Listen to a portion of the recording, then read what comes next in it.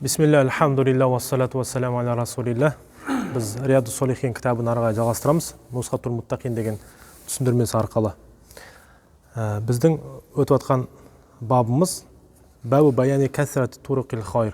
Яғни ізгі амалды жасаудың көптеген жолдары деген бапты оқып жатырмыз. Осы баптың 11-ші хадисін оқитын болсақ, ва анху дейді, яғни ан Аби Хурайрата радиаллаху анху анин набии саллаллаху алейхи ва саллама қал. Абу Хурайра радиаллаху анхудан жеткізілген хадисте пайғамбарымыз саллаллаху алейхи ва саллам былай деп айтады. Қала лақад раайту раджулан ятақаллабу фил джаннати фи шаджаратин қатаха мин зохри тариқи канат ту'зин муслимин. Раваху Муслим ва Ахмад. Муслим және Ахмадта келген риуаят. Бұл риуаятта пайғамбарымыз былай деп айтады. Ақиқатында мен бір адамды көрдім дейді. Ятақаллабу фил джаннати, яғни жәннатта демалып жүрген.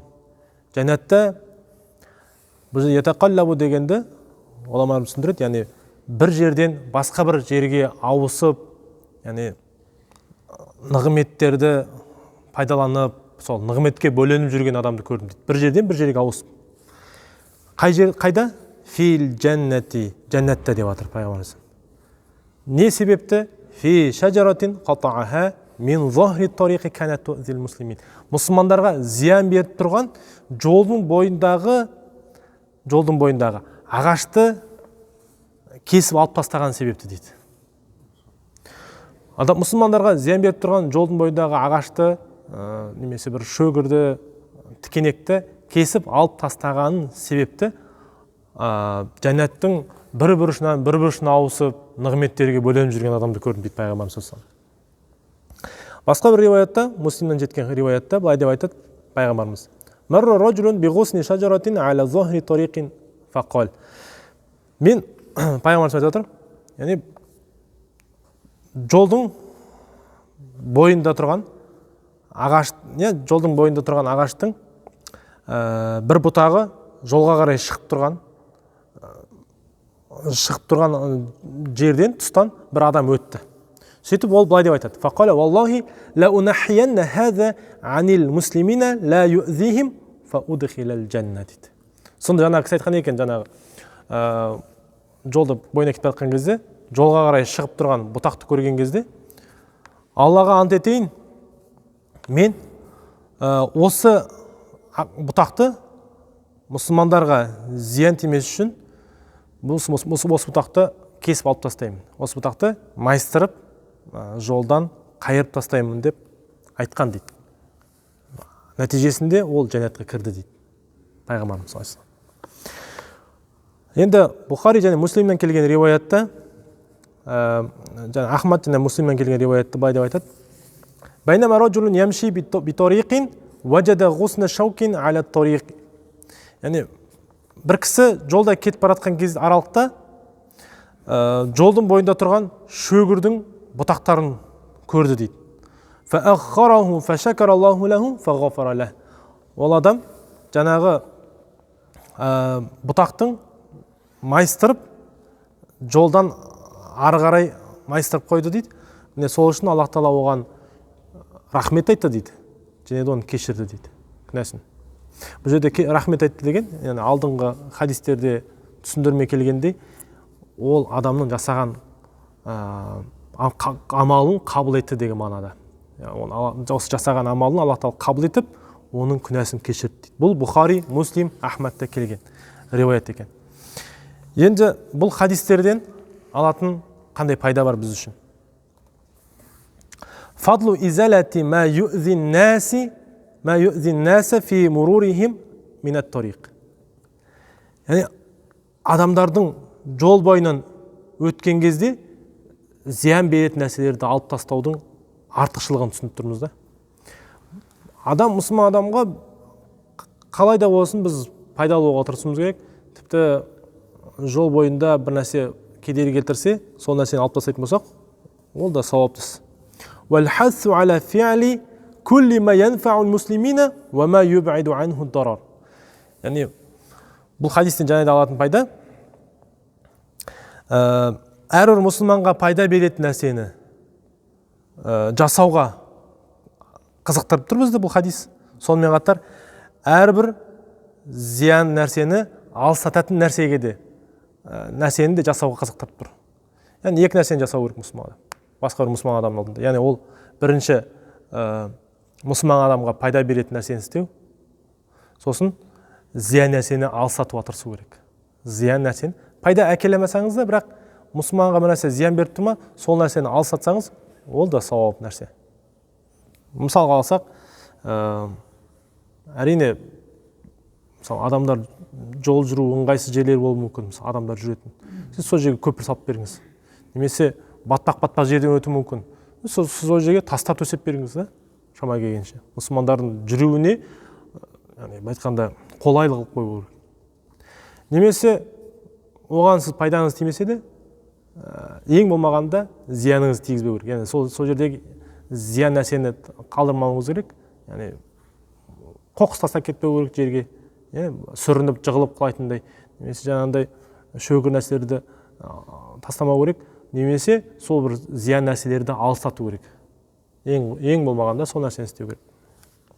Бұлардың барлығы пайдалы нәрсе. Тек қана бұл жолға қатысты емес, жалпы барлық нәрседе. Мұсылман адамға қандай тұрмыс тіршілігінде не нәрсе пайда береді, сол нәрселерді істеуге тырысу керек екен мұсылман адам. Және де не нәрсе қандай да бір зияндар бар, сол нәрселерді мұсылмандардан алыстатуға тырысуымыз керек екен. Тағы да алатын пайда хирсул ислами алал мурафиқил аммати ва назафатиха вал инаяти биха кат-туруқати вал хадائиқил амма ва сиваха мин ал-марафиқил ад-дарурияти фи хаятил мужтамиат. Жалпы мұсылман адамға ислам көпшілікке пайдалы болуға шақырады. Және де көпшілік яғни қоғамдық орталық жерлерде, ортада тазалық сақтауға шақырып тұр ислам діні. Көрдіңіз бе? Қоғамдық жерлерде тазалық сақтауға. Және де сол бір тазалықты әрқашанда қадағалауға шақырады. Көрдіңіз? Мысалы, жолдарда болсын, немесе ол бау-бақшалардың арасында болсын, тіпті сіз саябақтың арасында жүрсеңіз де, сол бір тазалықты сақтауыңыз керек. Көпшілік жердегі. Сондықтан ол мұсылман адамның сол өмір сүретін, адамдар өмір сүретін жерде талап етілетін нәрсе осы. Ислам діні міне көрдіңіз, осы нәрсеге шақырады. Мұсылман бар жерде тазалық болу керек та негізі. Қай жерде жүрсек де тазалық, немесе бір ұқыптылық, әр нәрсе сондай таза жинақы болғанды ислам дініміз бізді шақырады. Сондықтан мысалы әжетханаға барсаңызда да, әжетханаға кірген кезде қалай болды, шыққан кезде дәл солай болу керек та. Яғни таза болып кету. Мысалы кейде біз өкінішке орай мұсылмандарды арамызда дәрет алған кезде де, қай жүрсек де шашып төгіп бір тазалық сақтамай жүретін болсақ, ол біздің ислам дініміз шақырған нәрсе емес та. Міне осы хадистерде түсінетін нәрсеміз көпшілік қоғамға пайдалы нәрселерді жасау керек. Енді келесі хадис Әл-Сани Ашар анху, 12-ші хадис осы бапқа қатысты. Абу Хурайрадан жеткен хадис, ол кісі былай деп айтады. Қала Расулуллахи саллаллаху алейхи вассалам. Аллахтың елшісі былай деп айтты дейді. Мән тавадда'a фа ахсанал уду'a.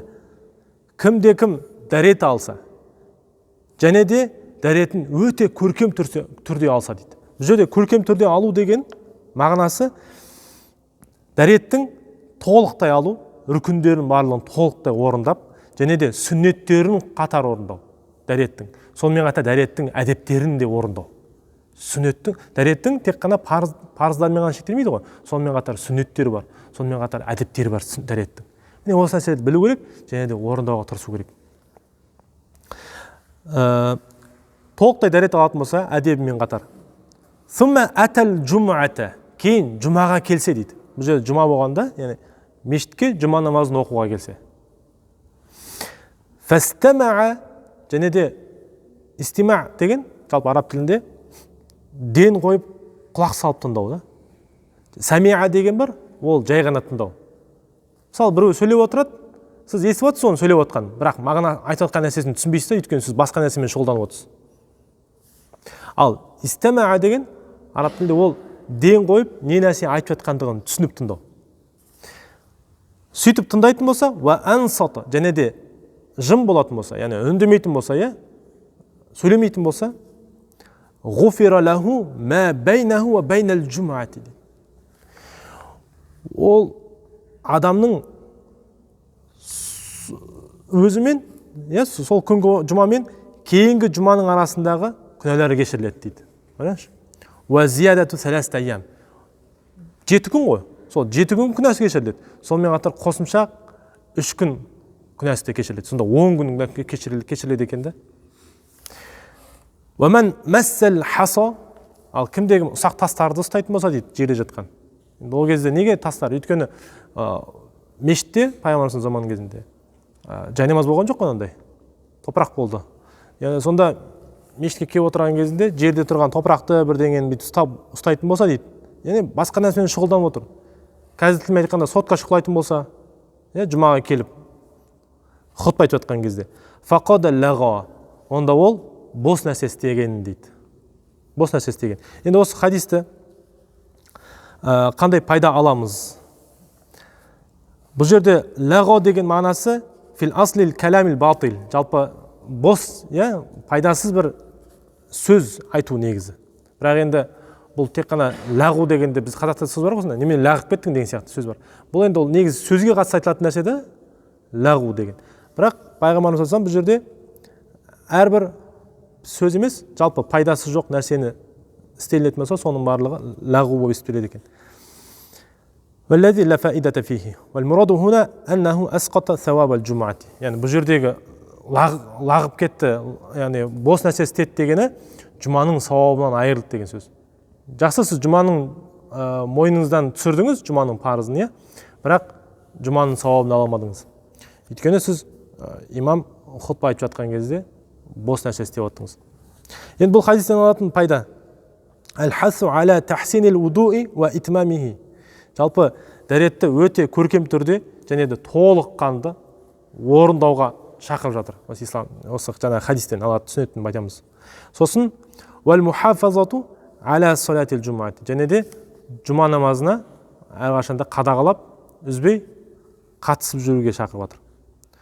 Фадлу салатил джумаати. Және де біз бұл жерден байқап тұрғанымыз, келесі пайда ол жұма намазының артықшылығын көріп тұрмыз. Яғни вахия ваджибатун аля кулли муслим хур. Закар, ақил, балиғ, мұқим.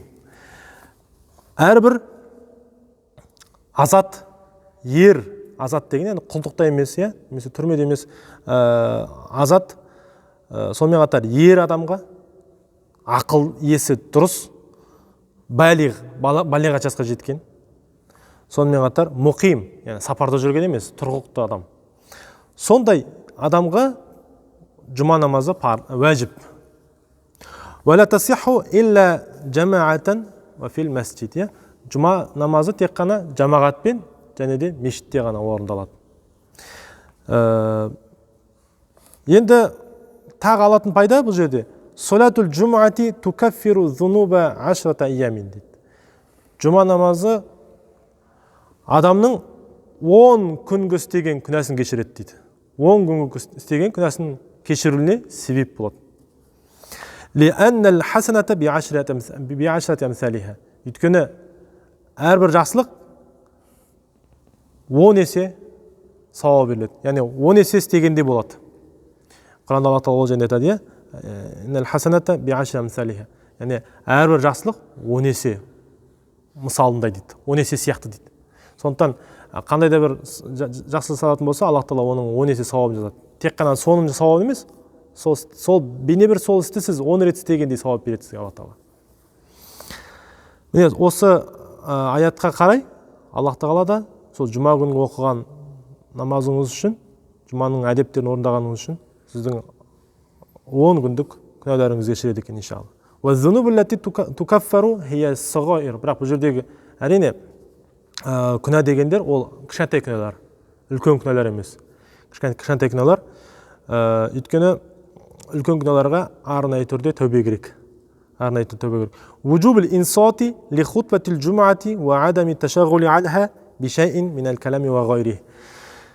Жалпы жұма намазының хутбасын айтып жатқан кезде, бұл жерде жұма дегенде, бұл негізі жұма дегенде жұманың хутбасы, арабша айтып жатқан хутбасы негізі. Қазақша уағыз емес. Жұманы айтып жатқан кезде жұманың айтып жатқан хутбасы арабша. Сол арабша айтып жатқан хутбада үндемей отырудың міндет екендігін түсініп жатырмыз бұл хадистен. Ва адами ташағул, және де басқа бір нәрселермен сөз сияқылды, сөйлеу сияқылды, тіпті біреу сізге ассаламу алейкум амандасқан күннің өзінде хутба беріп жатқан кезде жауап қайтармау керек ол жерде. Жауап қайтармау керек. Тіпті былай негізі отыру керек қой, болды. Жан-жаныңызға қарамай, өйткені біреуге қарап қойсаңыз, одан кейін ол бүйтіп қалса, сізде бүйтуіңіз керек болып қалады, оған амандасып мысалда. Сондықтан ешқайда қарамай, тек қана құлағыңызды имамның сол хутбасына салу керек екен. Min ahdafi машруияттил хутбати яумал жумаа. Сонымен қатар осы жұма намазындағы хутбаның, яғни шариғатталуының мақсаты, бұл жерде, жаңағыдай шариғатта заңдастырылуының мақсаты таужихун нас ва та'лимухум ахкама динихим.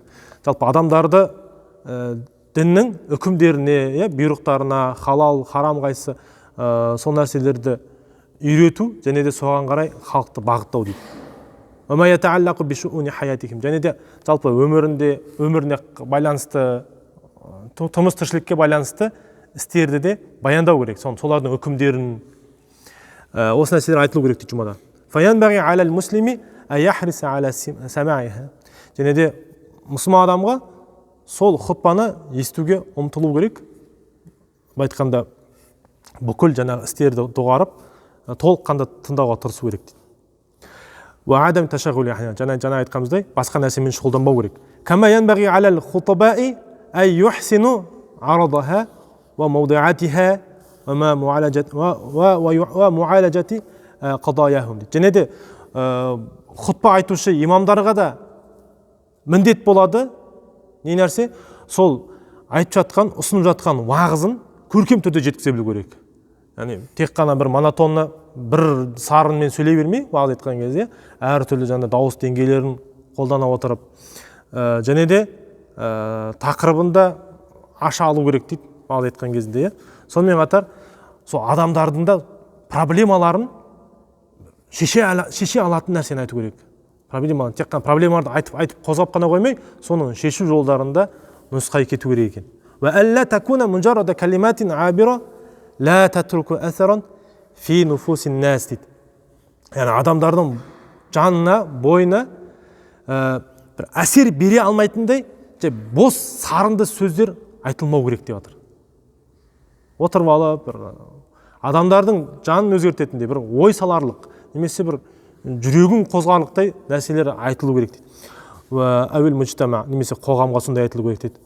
Аула алақата лаха биуақия хаятихим. Сол сияқылды немесе өздерінің тұрмыс тіршілігіне қатысы жоқ, айдаладағы бір мұсылманға қатысы жоқ нәрселер, немесе бір исламға қатысы жоқ нәрселер айтылмау керек деп жатыр. Тіпті мен усулу дауа деген бар ғой, дауа жасаудың өзінің негіздемелері бар, иә. Мысалы, уағыз айтқан кезде дейді, көбінесе жұма намазына көбінесе келетін адамдар, ол намаз оқымайтын адамдар келеді, 5 уақыт намазға келмейтін адамдар келеді. Сол кезде хутба айтушы адамда да не айту керек дейді ол жерде? 5 уақыт намаздың артықшылығы жайында көбірек айту керек. Өйткені сол нәрсеге қарай шақырылу керек та. Сол сияқылды мысалы 5 уақыт намазға келіп жүрген сіздерге, мысалы осы жерде келіп отырсыздар, сіздер келіп отырғаннан кейін көпшілігіңіз 5 уақыт намазда екендігі белгілі. Енді бірен-саран адам келуі мүмкін, тек қана жай 5 уақыт намазға ниеттеніп, әлі оқымаған. Ал бұл жерде отырып мен 5 уақыт намазың парыз екендігін айта берсем, ол жараспайды да. Өйткені сіздер 5 уақыт намаздың бәрі парыз екенін білесіздер. Сол сияқты жұмаға келіп жатқан адамға тек қана жұманың парыз екенін айта берсек, ол да жараспайды. Одан жоғарырақ келесі бір іске нұсқайтын нәрсені айту керек та. Сол сияқылды мысалы уағыз насихат айтатын адамға да қатысты айтатын нәрсе ол уағыз үйлену тойында өлім айтылмайды мысалы. Өлім айтылмайды, қабір азабы айтылмайды ол жерде үйлену тойында.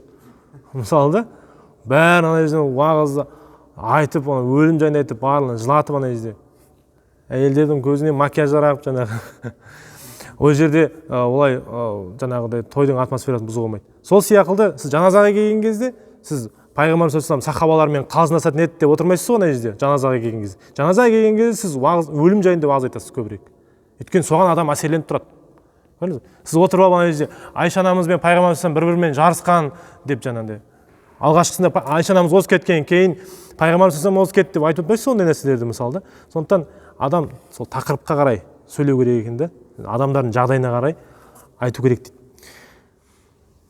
Субханакаллахумма ва бихамдик, нашһаду ан ла илаха илля ант, настағфирука ва натубу илейк.